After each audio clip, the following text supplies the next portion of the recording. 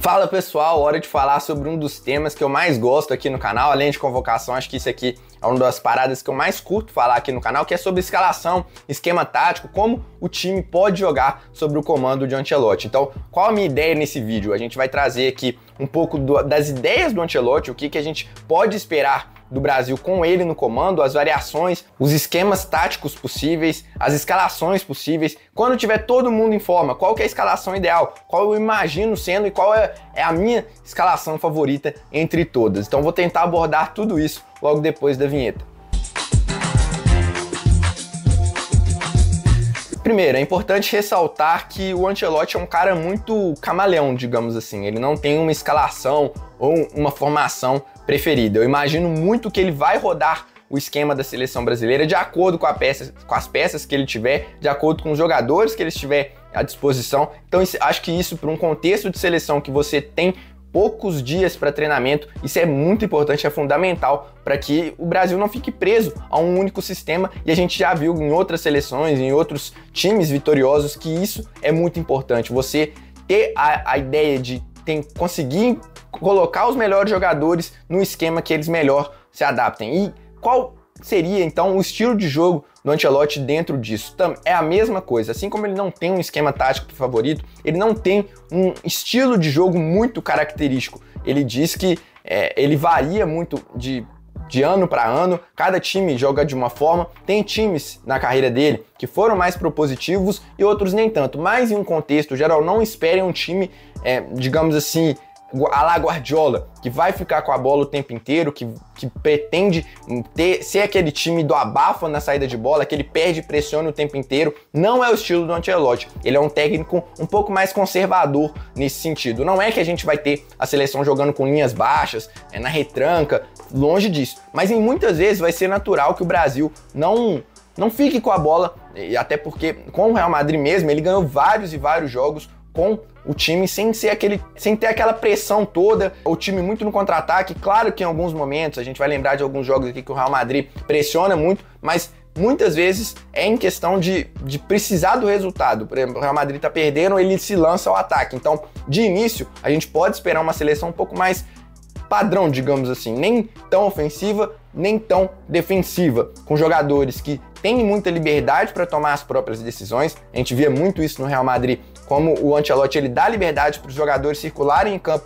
e se posicionarem onde eles se sentem melhores. Era muito comum, eu vi vários jogos do Real Madrid nessa temporada, um dos times mais legais de ver, acho que principalmente na temporada passada. Nessa era mais por curiosidade, por análise também do Vinícius Júnior, do Rodrigo, mas o Rodrigo, ele saía, é um cara que fazia muito isso porque ele tem muita afinidade para jogar na ponta esquerda, né? Então o Rodrigo tinha muita liberdade para sair da direita e jogar na esquerda. A gente pode ver isso muito com o Rafinha, por exemplo, já que a gente tem o Vinícius Júnior e o Rafinha que gostam de jogar mais pela esquerda, ele pode fazer esse movimento muito com o Rafinha. É um time que a gente vai ver mais liberdade posicional para os jogadores, não vai ser aquele... Eu acho que o Dorival pecava muito nisso, o discurso dele era uma coisa, mas quando você via na prática, os jogadores não tinham essa liberdade toda. Defensivamente, como eu disse, não é um time que vai pressionar lá em cima o tempo inteiro, mas pelo menos na maior parte das carreiras do Ancelotti, acho que o Real Madrid dessa temporada foi uma exceção, são times seguros. Então vamos lá, para os esquemas táticos favoritos do Ancelotti. Primeiro, vou descartar dois aqui que eu acho muito improváveis que eles apareçam na seleção brasileira. O primeiro é um que muitas pessoas falam, é muito famoso, um dos melhores já utilizados pelo Ancelotti na carreira, que é a árvore de Natal, que é o 4-3-2-1. Por que eu acho difícil? Porque esse 2-1 geralmente são dois meias que jogam um pouco mais por dentro, fechando a árvore de Natal, né, por trás do atacante. Acho que pode ter algum ponta por ele, pode, o Rafinha tem um pouco mais por dentro, mas o Vinícius Júnior é muito mais ponta, e o Brasil tem muitos pontas, então por isso eu acho um pouco mais difícil que a gente utilize essa formação na seleção brasileira. E também o Ancelotti, raramente ele utiliza um esquema com 3 zagueiros. Ele até pode fazer uma saída com 3 em determinados momentos, segurando um pouco o lateral esquerdo, mas para quem pede 3 zagueiros na seleção brasileira, eu acho bem improvável com o Ancelotti. E ele tem 3 esquemas favoritos que eu vou destrinchar aqui agora. Bom, o primeiro deles é o 4-4-2. O Ancelotti mesmo já disse que é o esquema favorito dele, utilizou muito no Real Madrid nessa temporada. Qual era a ideia? Rodrigo na direita, Bellingham na esquerda, Vinícius Júnior, Mbappé por dentro. Se ele for emoldurar isso na seleção brasileira, aí eu vou colocar campinhos aqui do meu lado, para vocês terem uma ideia. A zaga eu não vou ficar repetindo porque é a minha provável escalação. Acho que pode variar com os jogadores que ele tem à disposição agora, tá? Sempre lembrando que essas 3 primeiras aqui eu vou falar com os jogadores que ele tem à disposição nesse momento. Então a gente vai ter aí a zaga padrão, alinhada com 4 defensores, aí o que vai mudar muito mais é do meio pra frente. Nesse esquema aqui do 4-4-2, acho que seria Casemiro e Bruno bem lado a lado, com o Bruno com mais responsabilidade na saída de bola, mas com o Casemiro fazendo essa proteção também, podendo espetar mais o Wanderson, Carlos Augusto sendo um lateral um pouco mais defensivo, o Antony do lado direito, o Vinícius Júnior do lado esquerdo e por dentro o Matheus Cunha e Richarlison. É um time muito ofensivo, não sei se ele sustentaria, até porque o Dorival tentou isso, por exemplo, contra a Argentina, e eu acho que isso pode ter sido um dos problemas, isso foi um dos problemas da seleção brasileira, a falta de meio-campistas.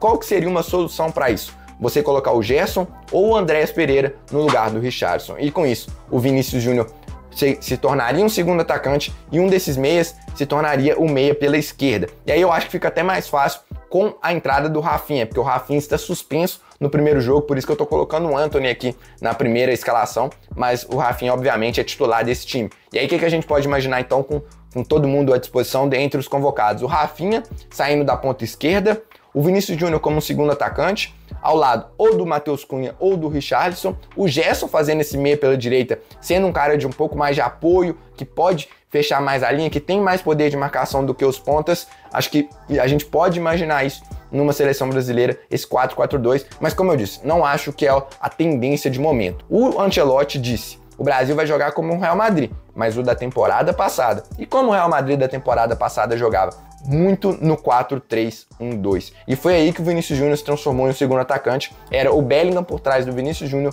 e do Rodrigo, já que não tinha o Mbappé, tinha o Toni Kroos para ser o maestro da equipe, fez muita falta para o Real Madrid nessa temporada. E se a gente for moldurar isso na seleção brasileira, a gente vai ter o Casemiro como primeiro homem, aí o meio de campo mais uma vez com o Bruno um pouco mais à frente pelo lado direito. Eu imagino o Gerson sendo esse meio pela esquerda, mas também podendo ser ou o Andréas ou o Ederson. E por que o Gerson do lado esquerdo? Porque o Gerson tem muita dificuldade em utilizar o pé direito, né? Então ele pelo lado esquerdo ele pode usufruir mais, carregar essa bola para a linha de fundo, ter mais facilidade. Acho que isso atrapalha um pouco o jogo do Gerson em alguns momentos. Mas enfim, são só nomes aqui, o importante é mais a ideia. E qual que seria esse meia por trás? A gente não tem grandes meias, tanto é que nenhum meia mesmo foi convocado. Tem o Andréas, acho que é uma possibilidade, mas nesse momento esse segundo atacante, que é mais um segundo atacante do que um meia em si, eu iria com o Matheus Cunha, e eu acho que ele tem muito dessa característica, apesar de não ser um passador, um cara cerebral, um camisa 10 clássico, o Matheus Cunha tá jogando muito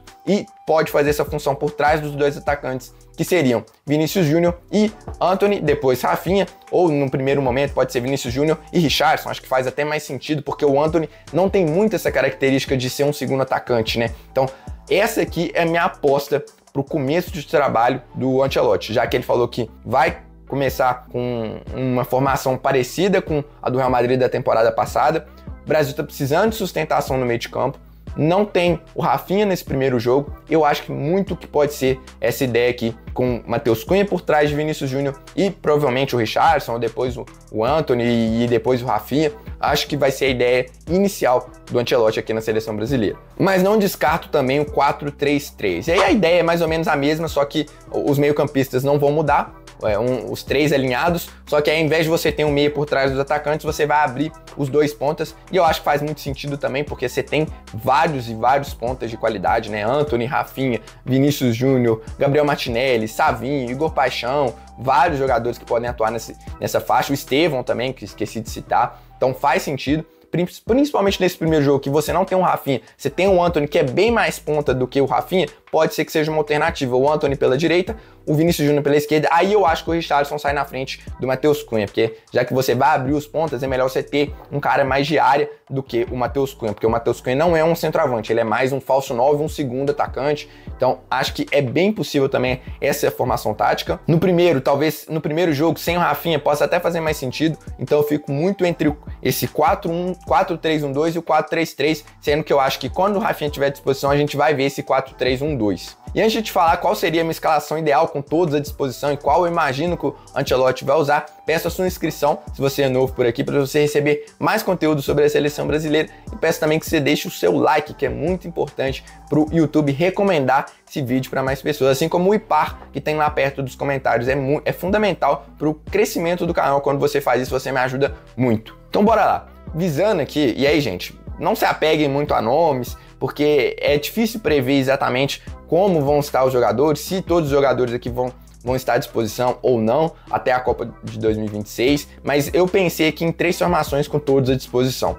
Lembrando que aí eu acho que é difícil a gente prever também qual o Ancelotti vai usar, porque depende muito do encaixe, de qual ele vê que o time está rendendo mais, dos jogadores que ele vai ter, enfim. O 4-4-2, vou manter aqui praticamente a mesma linha de defesa que a gente vai ter nessas eliminatórias, trocando os zagueiros. Acho que o Militão e o Gabriel Magalhães, eles são indiscutivelmente os melhores zagueiros que a gente tem, assim como o Bremer. Acho que o Bremer disputa de igual para igual com os dois. A gente tem um trio de zagueiros muito fortes, tomara que eles voltem bem das graves lesões. E aí o que vai mudar aqui é do meio para frente. Em todas elas, mais uma vez, a gente vai mudar do meio para frente. E eu acho que a dupla de meio-campistas tem tudo para ser o Casemiro e o Bruno Guimarães. Não vejo essa dupla se desfazendo até a Copa de 2026. Pode ser que a gente tenha um crescimento do Andrei, do Ederson, do João Gomes, mas eu acho difícil fugir dessa dupla aqui, tá? E às vezes vai se tornar um trio. Mas estou falando aqui primeiro de 4-4-2, então seria Casemiro, Bruno, Rodrigo na direita, Rafinha na esquerda, Neymar e Vinícius Júnior como dupla de ataque, e aí o Neymar pifando o Vinícius Júnior a todo momento. Acho que essa seria a formação mais ofensiva possível dentre todas, para você tentar encaixar esse quarteto, né? Que sonhando aqui com o Neymar hipotético, né? Sei que muitos aí vão criticar de eu colocar o Neymar nesse time ideal, mas assim, infelizmente ou felizmente, o cara ainda é o nosso melhor jogador, é difícil. Imaginar que ele volte é difícil, cara, do jeito que tá indo, mas quem sabe, né? Acho que no mundo ideal não dá pra discordar que é o Neymar nesses 11 titulares, e aí a gente tem que ver qual a melhor formação para encaixar ele de acordo com as ideias do Ancelotti. Acho que primeiro no 4-4-2 seria isso. No 4-3-3 eu abriria a mão do Rodrigo, e aí dá para você fazer o Neymar como falso 9. Terceiro meio-campista eu coloquei o Ederson, mas pode ser o Gerson, por exemplo, pode ser o João Gomes, pode ser o Joelito, enfim, algum jogador que estiver em melhor momento, o Andrei também, são nomes aí que a gente vai ter que estudar, ou talvez um meio-campista que surja aí. E para não descartar também 100%, tem o 4-2-3-1, que é aquela mais padrão, Casemiro e Bruno alinhados, o Neymar como esse camisa 10, Rodrigo na direita, Vinícius Júnior na esquerda e um centroavante.